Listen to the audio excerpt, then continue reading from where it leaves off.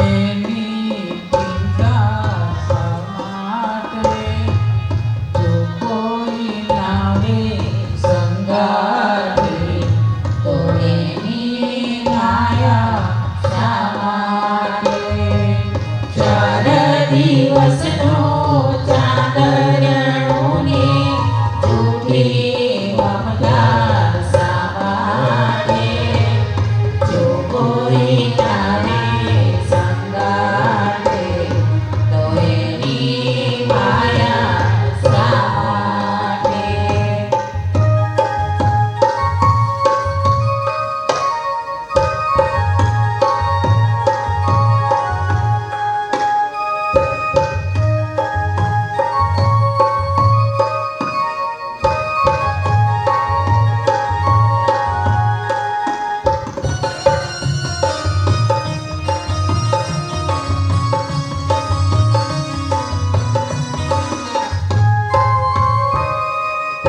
બાંધેલી મેં લાતોને દોલતનું કાલે શું થાશે? ચિંતા કરીએ છેક સુધી, પરિવારની ચિંતા કરીએ, પણ પ્રભુ કહે છે કે જો જાવું પડશે અણધાર્યું પરિવારનો ત્યારે શું થાશે? પરિવારનું ત્યારે શું થાશે? પણ સૌનો ભાવિ સૌની સાથે એની ચિંતા શા માટે? જો કોઈ નાવે સંગાથે એની માયા શા માટે? એકલા જ આવ્યા મનવા, એકલા જવાનું, સાથી વિના સંગી વિના એકલા જવાનું. ગમે તેટલા દીકરા વાલા હોય, દીકરીઓ વાલી હોય, પત્ની વાલી હોય, પણ કોઈ સાથે આવવાનું નથી, કઈ સાથે લઈ જવાનું નથી. ગમે તેટલા પૈસા હશે, રૂપિયા હશે, પણ બધું અહીંયા મૂકીને આપણે જવાનું છે ને બધું જ આપણે સમજીએ છીએ.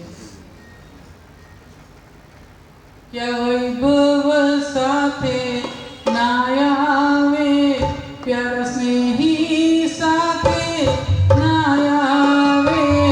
આ વૈભવ સાથે ના આવે, પ્યારા સ્નેહી સાથે ના આવે.